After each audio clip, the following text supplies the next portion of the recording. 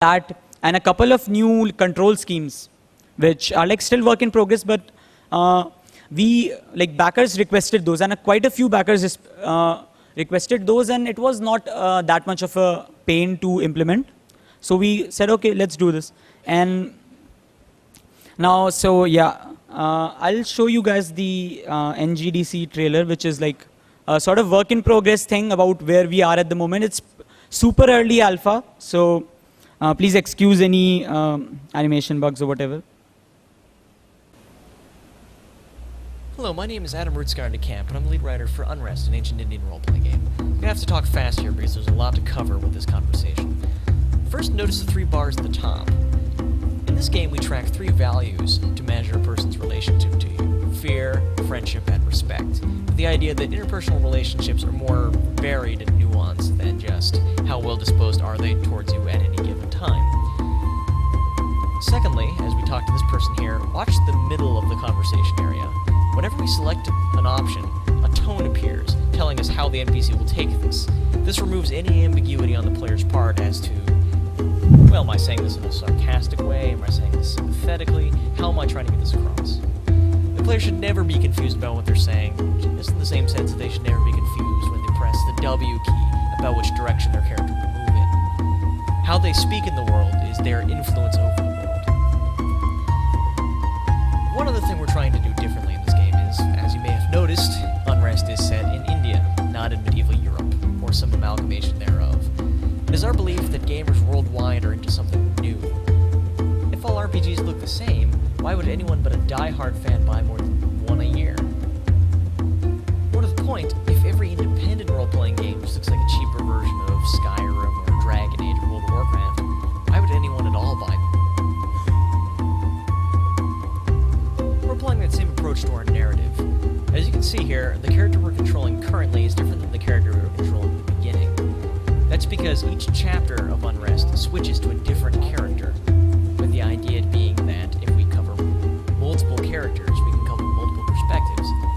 None of these are the designated hero. In fact, many of them are just simple people trying to get by in their daily lives. However, when you're in a city that is in this state of civil unrest, your daily lives are often interesting and exciting enough. So yeah, that was where we are at the moment. It's pretty early in the developer process, so there were a lot of animation things particularly missing. So yeah. So in conclusion, like if I were to like what if you could take something away from this was that like you need a balance of hard work and like good fortune. Like I don't know how to get good fortune, so and like whatever opportunities were presented to us, we tried to like capitalize on them. But the thing is that we could still have failed. Like people might not have liked our game. We would have ended up with a failed project. It's not like that was an equally probable thing. But luckily, like we didn't. So like this is like which I'm keen on emphasizing again and again is that this is not a kind of presentation where like follow this and like get rich, that kind of that. So what you end up doing is like is what works for you. So. Like add your own touch to like if you're making a campaign, for example, add your own touch to it. Like maybe you want to experiment with something, try it. Maybe it will work, maybe it won't. So yeah, thanks for attending. And like, do we have time for questions? I don't know.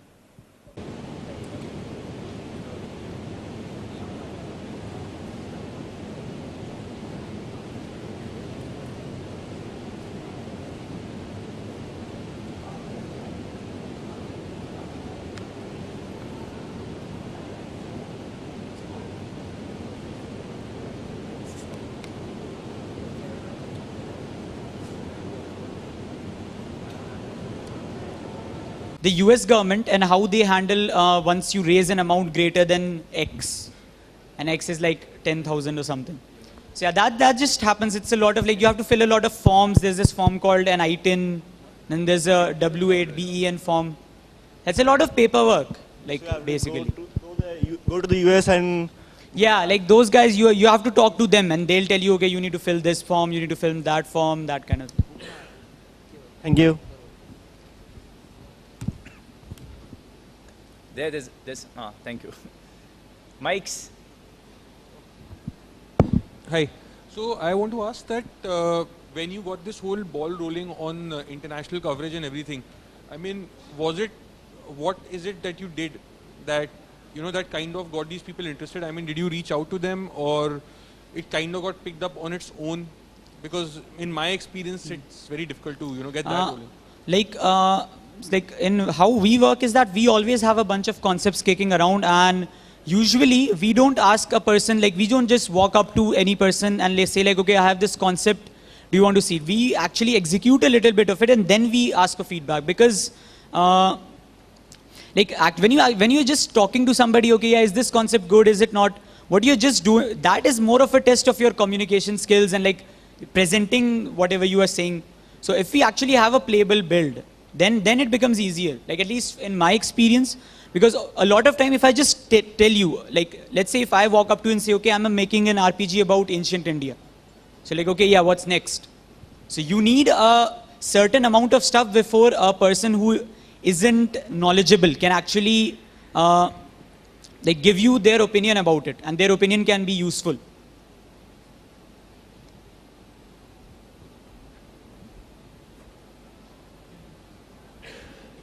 Thanks, Arvind.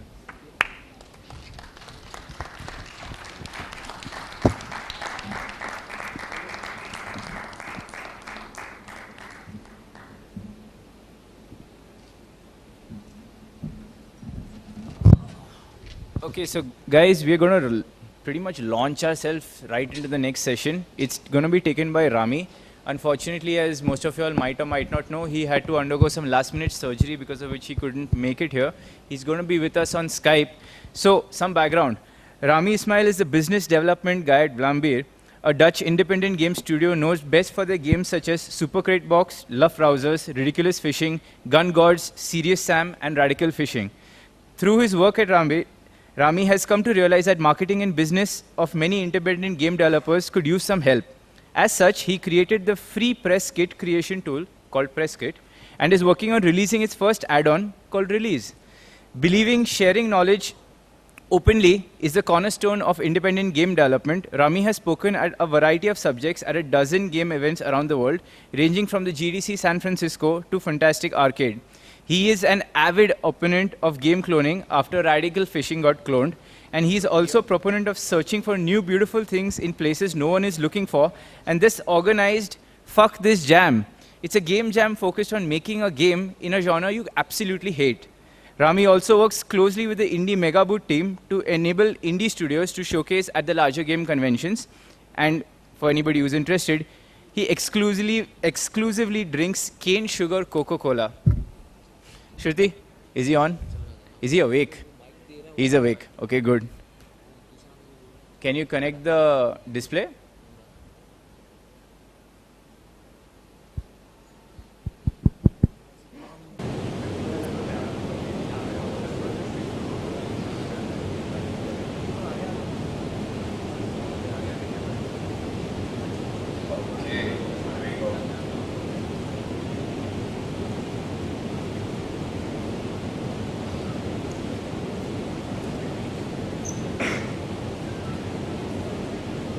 Is it in audio only or video mode?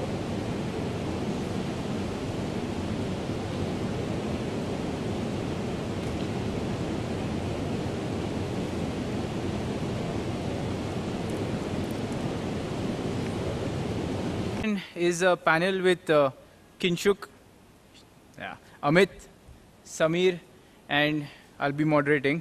So here's some introductions for you guys. Kinshuk Sunil. Kinshuk is an enthusiastic and passionate gamer and the co-founder of Hashtag Studios. He organized Asia's largest open source conference, the OSI Days 2010 at Chennai, and has been actively involved in almost every OSS camp organized in the country and any other similar initiatives, organizing close to 20 technology and social events in the last 3 years. Kinshuk has been recognized for his contributions to the Mozilla Foundation and also leads the Hindi language localization efforts of LibreOffice. He's also one of the founders of the Indie Game Dev India community. Next up, Amit Goyal. While relatively new to the gaming industry, did you wave? Did you wave? Ah, that's him. While relatively new to the Indian gaming industry, Amit has dabbled in various interesting aspects of life before setting up on game development.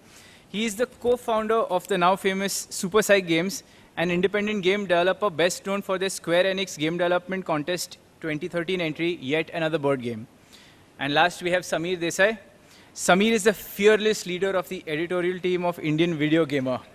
His analytical skills cut across genres, and he can handle an M82 assault rifle in Kinzo 2 as deftly as the steering wheel of a cappuccino in Gran Turismo 5. Having abandoned a far more lucrative career in mainstream media, Samir has made his mark within the nascent gaming industry in India by writing for several publications and by leveraging IVG to a spot amidst one of the top Indian websites that cater to core gamers. While he may come across as harmless, good-natured, and very friendly, it's a word of caution. Do not utter Angry Birds or the name of any other casual game in front of him. You may end up walking away screaming at the top of your lungs with a pair of sai lodged firmly in your nether region. So let's start.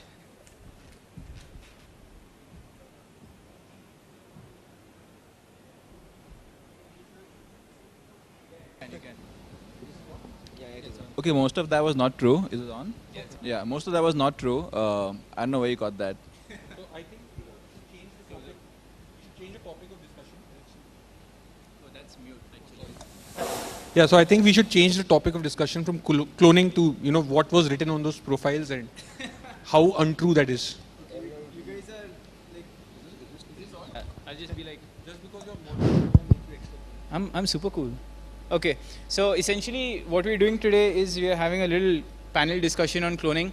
For those of you who have not been living under the rock for the past 1 year, you will know that Kinshuk was unfortunately accused of cloning.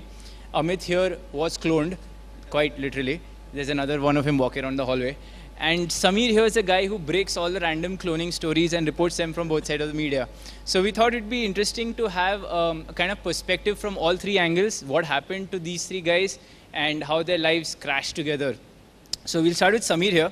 I'd like you to define the term clone as you see it, and when is it that you decide to write an article about a game that you consider to be cloned?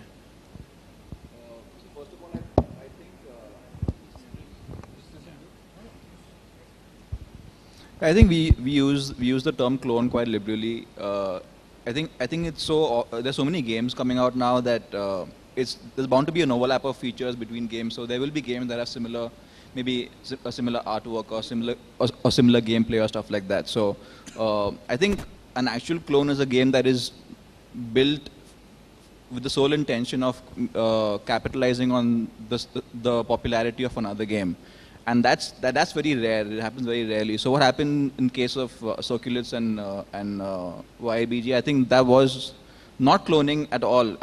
It was maybe taking inspiration at most. Yeah.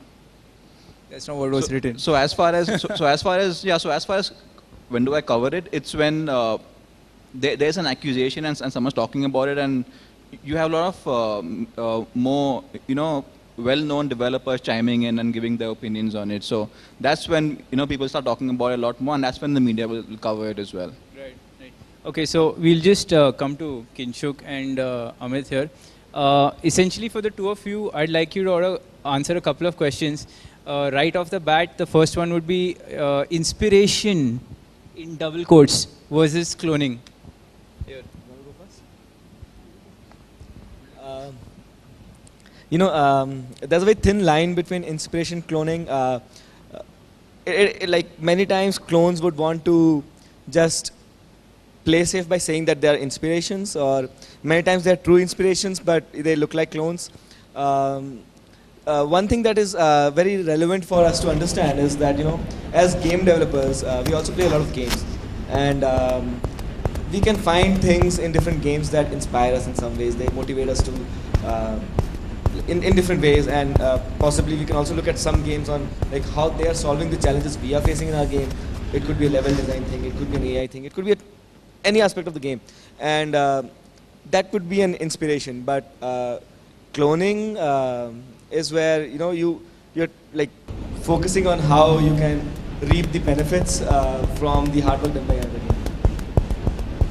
Pretty much basically what Kinshuk said, like if you were there for a talk yesterday, we were talking about how in order to arrive at some sort of a gameplay for our game, we were going into a lot of other games like, popular games like Jetpack Joyride, Temple Run, Fruit Ninja, and we were really studying how those guys were tackling progression and everything.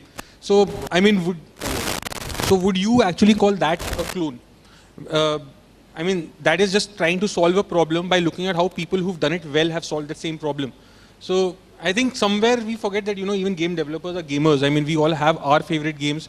And somewhere we got into this because there was some game which we loved so much and it inspired us so much that we were driven to, come out and make our own games. So when you say what is a clone, I think a clone is something which is created for the sole intention of cashing in and on the success of another game. So you're just trying to replicate. You're not trying to put in any effort or original thought from your end, but you see this game, okay, yeah, this is great.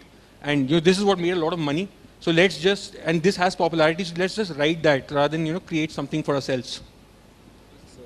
I think also games often call clones when they bear a visual resemblance. I think most prominent was the Luftrausers and Skyfire thing. Now Skyfire was a game released on iOS, whereas the game that it supposedly cloned, is not even coming to a touch interface. It's coming to console and PC.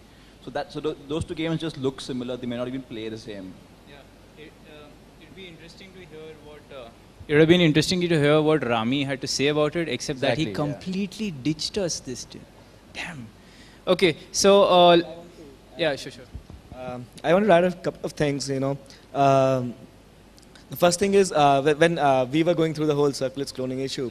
One of the fellow developers, someone who was like pro circlets in that discussion, said a very nice thing which also resonates here. He said, if you look at games or movies or any creative medium, you would eventually figure out that there's nothing new under the sun. Like many ideas have been, explored, and what creates the difference is how you execute your idea. So there could be similarities, but your execution and the rationality why you're doing things the way you're doing would be different. And that visual similarity thing is mostly because you don't get to play the games, you just see them and you jump on them. True. Yeah, it's sort of happening with a couple of games outside as well. Super Hexagon. So yeah. So let's talk specifically about your two games and the issues that both of you faced. Amit first and Kinshuk, what I'd like you to think about is, of course, for those who have been living under a rock, what exactly happened in the first place, how you reacted and what was the result of that reaction, and now that you have some sort of hindsight, if you had changed something about the way you reacted or didn't react, what would it have been? So we'll start with Amit on this. So I basically, for one day, I just walked into office and Mayank, who works at Kinshuk, he was there. So he just said that, do you know your game has been cloned? I said, what? That was my reaction. I mean, out of the blue, I just did not expect it. So then I basically went onto the net. I saw the game Circuit Panic, which is by this Mexican developer called Vinyl Games. Right. So, on first look, it looked exactly like yet another bird game. And the fact that YABG was out for some time during the Square Enix contest. It was live on the store for a couple of weeks. Plus, the game released in May. And we saw this around August or something. So, yeah, the first reaction was that, yeah, they've actually played our game and they've just made the same thing. And they had put up some gameplay videos as well, which kind of resonated with, what we do. So, the first reaction was, I wouldn't say shock, but surprise. Like, I didn't expect it to happen. I didn't expect us to be noticed to an extent where someone would clone us. And once that went through, I mean, for someone like us, I mean, if a big game gets cloned in today's time, I mean, it's not much of a difference to their lives. But for us, a constant fear is that, okay, we made a game, it did not really do that well out there, we're still trying to make it work. Suppose someone comes out actually comes out with a clone and, puts it out there and that becomes popular. I mean, that's just like a kick to our faces in that sense. So that fear was always there that, so we tried to get in touch with the developers, and at first there was absolutely no response. I even commented on their Facebook page, which they deleted. So my suspicions were growing that something is wrong over here. I reached out to Samir. I said that can you also write to them? So he also wrote to them. I also wrote to them, and then eventually they did get back to us, and they said that honestly they're seeing the game for the first time, which is kind of a response you do expect. But then I decided not to do much. I spoke to a couple of other people. There's, I don't know if you've heard of Joseph Lieberman. He was helping us with some aspects of PR for our game. And I spoke to him. I asked him what could we do. So he said that, you know, you could take action. But he did suggest that, you know, you should wait and watch and see what happens about this game. And in that waiting and watching, the game actually did come out. I played it, and if you look at it from a gameplay perspective, I honestly cannot say that, you know, it's similar. I mean, from a gameplay point of view, from what you need to do in the game, it's a very different game altogether. While playing it, it may look very similar. So, I mean, they may have even taken visual cues from us. But then at the end of the day, we thought about it, and if you look at it, how did we come to the idea of yet another bird game? We were sitting and we saw these wires and we saw birds sitting on them, and Arjun suddenly said, dude, let's make a game like this. I mean, this can happen to those guys as well, right? I mean, they could have got the same inspiration and it has nothing to do with us. So like Sameer said that you know, visual resemblance is one thing, but I think the good thing that we did was that we did not go bonkers. We did not like just severely go on the assault on these guys and just start bad-mouthing them. We waited, we saw, and I think in the end, we can say that, you know, it played out well in the end, at the end of the day. So with Circles, what happened was... he has a far more interesting story. So we had just announced the game. We released a small gameplay video showing the game. And we were like following Circles on Twitter, trying to see the sort of reaction that generates. And the initial few reactions that we were getting were very, very positive. And then I see a big indie developer tweeting to some other indie developer that Circlets looks like inspired by a game they made. We'll get to names when they're relevant. So at that point of time, the first reaction was, what is this game they're talking about? And who are these guys? It's like, I wouldn't know them by name. So I started looking at their profiles, and the author of the game who was being mentioned is actually an IJ Finalist this year. So we were like very scared in the first 10 minutes we got very scared that this guy has traction. And if he thinks that the game is a clone, then we are doomed. We won't get any chance to justify ourselves and stuff. We did not react immediately. We just kept watching what's happening. Other developers jumped in. There were other developers talking about how it looks similar. And